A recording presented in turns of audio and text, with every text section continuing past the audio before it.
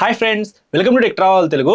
Friends, 2026లో top 10 best selling cars ఏంటి అనే దాని గురించి ఈ వీడియోలో మాట్లాడుకుందాము. ఎవరైతే 4 వీలర్ పర్చేస్ చేద్దాం అనుకుంటున్నారో వాళ్ళకి ఈ వీడియో ఖచ్చితంగా హెల్ప్ అయింది కాబట్టి స్కిప్ చేయకుండా లాస్ట్ వరకు చూడండి. ఫ్రెండ్స్, ఈ 10 కార్స్లో 6 కార్స్ అయితే మారుతి సుజుకి దగ్గర నుంచి ఉన్నాయి. 2 కార్స్ అయితే మాత్రం టాటా దగ్గర నుంచి ఉన్నాయి. ఒకటి మహీంద్రా, ఒకటేమో హుండై కంపెనీ దగ్గర నుంచి ఉన్నాయి. టోటల్ గా 10 కార్స్ అనమాట. 10 to 1 వద్దాము. 10th కార్ విషయానికి వస్తే మహీంద్రా దగ్గర నుంచి స్కార్పియో కార్ అయితే 16,010 మంది అయితే జూలై మంత్ లో పర్చేస్ చేశారనమాట. All time evergreen car అని చెప్పుకోవచ్చు. 9th కార్ విషయానికి వస్తే టాటా నెక్సాన్ 17,470 కార్లు అయితే సేల్ చేసింది టాటా కంపెనీ. టాటాలో కూడా ఈ కార్ని ఎక్కువ మంది పర్చేస్ చేస్తా ఉన్నారు.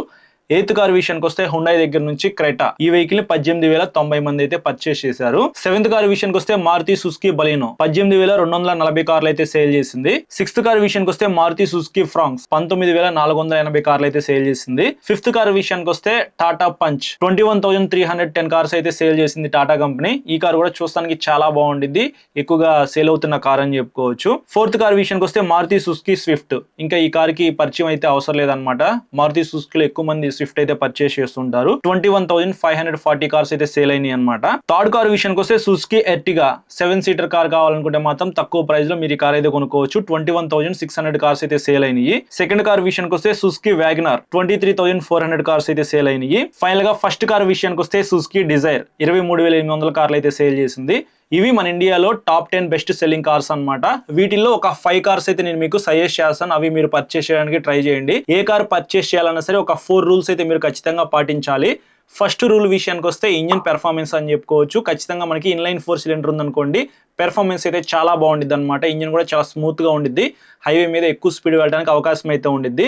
ఇవాళ వచ్చే అన్ని కార్స్ కూడా మనకి 3 సిలిండర్స్ ఇంజిన్స్ తోనే లభిస్తూ ఉన్నాయి.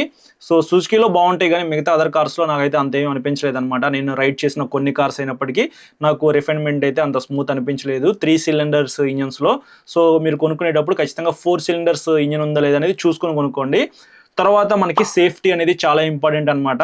టాటా కార్స్ లో మనకి ఇప్పుడు ప్రజెంట్ అయితే సేఫ్టీ అయితే ఉంది కదా. సుజుకిలో కూడా మనం 5 స్టార్ అయితే చూసాం కదా డిజైర్ లో. సో మనకి ఖచ్చితంగా ఫ్యూచర్ లో మంచి క్వాలిటీ కార్స్ అయితే రావాలని చెప్పేసి కోరుకుందాము. మీరు కార్ కొనుక్కునేటప్పుడు మంచి రేటింగ్ ఉందా లేదా అనేది చూసుకోండి. దాని తర్వాత ప్రైజింగ్ అనేది చాలా ఇంపార్టెంట్ అనమాట. మీ ప్రైస్ లో ఆ కార్ వస్తుందా లేదా అనేది చెక్ చేసుకోవాలి. సో ప్రైస్ అనేది ఎక్కువైపోయింది అనుకోండి, మనం అయితే ఆ కార్ పర్చేస్ చేయలేము. ఈఎంఐలో కొనుక్కున్నా సరే ప్రతి నెల ఈఎంఐ కట్టడానికి చాలా ఇబ్బందులు అయితే పడాలి. కాబట్టి మన బడ్జెట్లో ఆ కార్ ఉందా లేదా, సేఫ్టీ ఉందా లేదా, ఇన్లైన్ 4 సిలిండర్స్ ఉన్నాయా లేదా అనేది ఖచ్చితంగా చూసుకోండి. అన్నిటికంటే ఇంపార్టెంట్ సర్వీస్. కార్ పర్చేస్ చేసిన తర్వాత ఆఫ్టర్ సేల్స్ సర్వీస్ అనేది చాలా ఇంపార్టెంట్ అనమాట.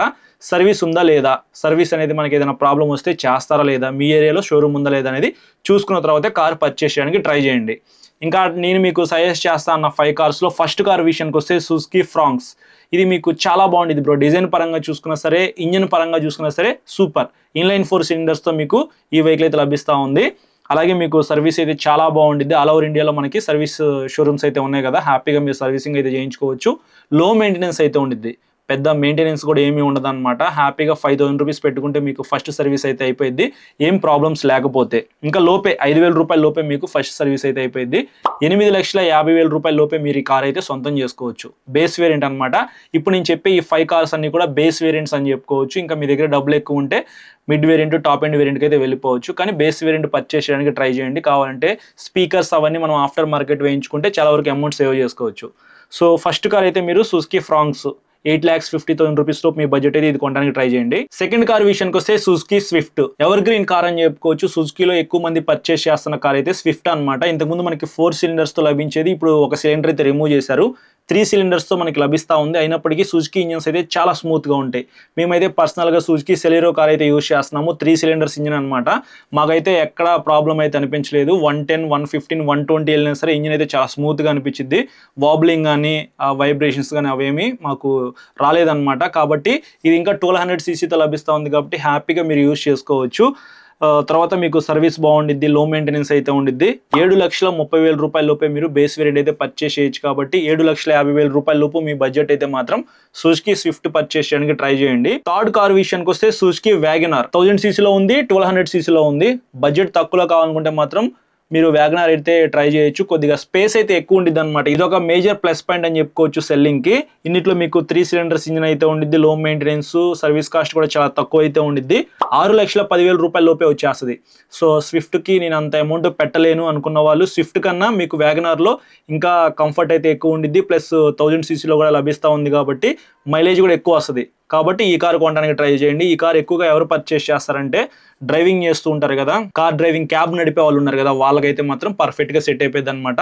మేము రీసెంట్ గా హైదరాబాద్ వెళ్ళినప్పుడు ఒక క్యాబ్ అయితే బుక్ చేసుకున్నాము. అక్కడ వ్యాగనార్ కార్ వేసుకొని వచ్చారనమాట. ఎక్కువ మంది వ్యాగనార్ అయితే కార్ పర్చేస్ చేసి హ్యాపీగా క్యాబ్స్ తిప్పుతూ ఉన్నారు. సిఎన్జి వేరియంట్ కూడా ఉండిద్ది కాబట్టి మీ ఇష్టం, మీరు క్యాబ్ లాగా తిప్పాలి అని అనుకుంటే మాత్రం సిఎన్జి వేరియంట్ అయితే పర్చేస్ చేయండి. కొద్దిగా రేంజ్ కూడా ఎక్కువ వస్తుంది కదా. ఫోర్త్ కార్ విషయానికి వస్తే all time ever green Hyundai దగ్గర నుంచి క్రెటా అనమాట. కొద్దిగా పెద్ద కార్ లాగా అయితే ఉండిద్ది, చూస్తానికి వైట్ కలర్ అయితే సూపర్ అయితే ఉండిద్ది. 1500 cc 4 సిలిండర్స్ ఇంజిన్ తో లభిస్తా ఉంది. సో 4 సిలిండర్స్ ఉంది కాబట్టి ఇంజిన్ అయితే స్మూత్ గా ఉండిద్ది. హుండైలో ఆల్మోస్ట్ అన్ని కార్స్ లో కూడా మనకి 4 సిలిండర్స్ ఇంజిన్ తో లభిస్తా ఉన్నాయి కాబట్టి ఇబ్బంది అయితే ఏమీ లేదు. 13,70,000 రూపాయల లోపు మీకు బేస్ వేరియంట్ అయితే వస్తా ఉంది. మీడియం మెయింటెనెన్స్ అయితే ఉండిద్ది, లో మెయింటెనెన్స్ ఉండిద్ది నేను చెప్పను, కొద్దిగా మెయింటెనెన్స్ అయితే ఉండిద్ది హుండై కార్స్ కి. కానీ రిలయబిలిటీ అయితే కొద్దిగా ఎక్కువ ఉంటాయి సుజుకి కార్స్ తో కంపేర్ చేసుకుంటే. ఆల్ ఓవర్ ఇండియాలో మనకి సర్వీస్ సెంటర్స్ అయితే ఉంటాయి కాబట్టి హ్యాపీగా మీరు ఎక్కడికైనా వెళ్ళి సర్వీసింగ్ అయితే చేయించుకోవచ్చు. పర్ఫెక్ట్ ఆల్ రౌండర్ కార్ అని చెప్పుకోవచ్చు. మిడ్ వేరియంట్ లో మీకు చాలా మంచి మంచి ఫీచర్స్ అయితే వస్తాయి, కానీ ప్రైస్ అయితే ఎక్కువ అయిపోయింది అనమాట. సో బడ్జెట్ తక్కువలో మీరు కొనుక్కోవాలనుకుంటే మాత్రం 13,70,000 రూపీస్లో క్రెటా అయితే మీరు కొనుక్కోవచ్చు అనమాట. ఫైనల్గా ఫిఫ్త్ కార్ విషయానికి వస్తే మహీంద్రా దగ్గర నుంచి Scorpio, big daddies of SUVs అని చెప్పేసి ఇంకొక పేరు అయితే ఉంది. All time evergreen car అనమాట. నాకైతే పర్సనల్ గా ఇష్టమైన కారు మహీంద్రాలో క్లాసిక్ అనమాట. ఇందులో 2200 cc 4 సిలిండర్స్ ఇంజిన్ తో లభిస్తా ఉంది. డీజిల్ వేరియంట్ కూడా ఉందన్నమాట. ఇది ఇంకొక ప్లస్ పాయింట్ అని చెప్పుకోవచ్చు. పెట్రోల్ రేట్స్ అయితే పెరుగుతూనే ఉన్నాయి. 10 రూపాయల దాకా డిఫరెన్సెస్ అయితే ఉండిద్ది పెట్రోల్ కి డీజిల్ కి. కాబట్టి మీరు డీజిల్ వేరియంట్ కొనుక్కోవాలనుకుంటే మహీంద్రా స్కార్పియో అయితే అవైలబిలిటీలో ఉంది కాబట్టి అది కొనడానికి ట్రై చేయండి. గ్రౌండ్ క్లియరెన్స్ అయితే ఎక్కువ ఉండిద్ది, క్యాబిన్ స్పేస్ అయితే ఎక్కువ ఉండిద్ది. 7 సీటర్ కారు, హ్యాపీగా 7 మెంబర్స్ అయితే వెళ్ళిపోవచ్చు. మీకు బేస్ వేరియంట్ అయితే 17 లక్షల రూపాయల లోపే వచ్చేస్తుంది. మరి Tata punch and Tata Nexon కూడా చాలా ఫేమస్ కదా, ఎక్కువ మంది ఆ కార్స్ అయితే పర్చేస్ చేస్తా ఉన్నారు. అలాగే బిల్ట్ క్వాలిటీ కూడా చాలా బాగుండిద్ది. వాటిని ఎందుకు మీరు రికమెండ్ చేయలేదు అని చెప్పేసి మీరు నన్ను అడగచ్చు. మేము పర్సనల్ గా టాటా ఆల్ట్రోస్ కార్ అయితే పర్చేస్ చేసి యూజ్ చేస్తా ఉన్నాం అనమాట.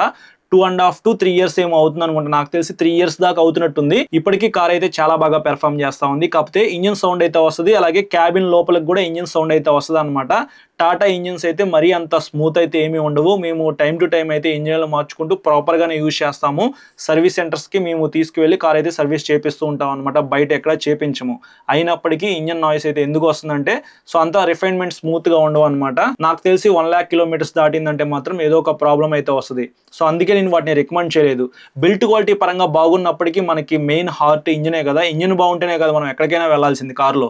కాబట్టి ఇంజినే బాగాలేదనుకోండి మనకి డ్రైవింగ్ చేయబుద్ధి కాదు. లో బిల్ట్ క్వాలిటీ కార్ తక్కువ ప్రైస్ లో కావాలనుకుంటే సుజుకి బెస్ట్ అనమాట. సో క్వాలిటీ అనేది బాగోదు, కానీ ఇంజిన్స్ పరంగా చూసుకున్నా, మెయింటెనెన్స్ పరంగా చూసుకున్నా సరే సుజుకి అనేది నెంబర్ 1 అని చెప్పుకోవచ్చు. అందుకే ఎక్కువ మంది సుజుకి కార్స్ అయితే పర్చేస్ చేస్తా ఉన్నారు. టాటా కార్స్ లో బిల్ట్ క్వాలిటీ బాగున్నప్పటికీ మెయింటెనెన్స్ ఎక్కువ ఉండిద్ది, అలాగే స్పేర్ పార్ట్స్ ఇష్యూ కూడా ఉండిద్ది అనమాట.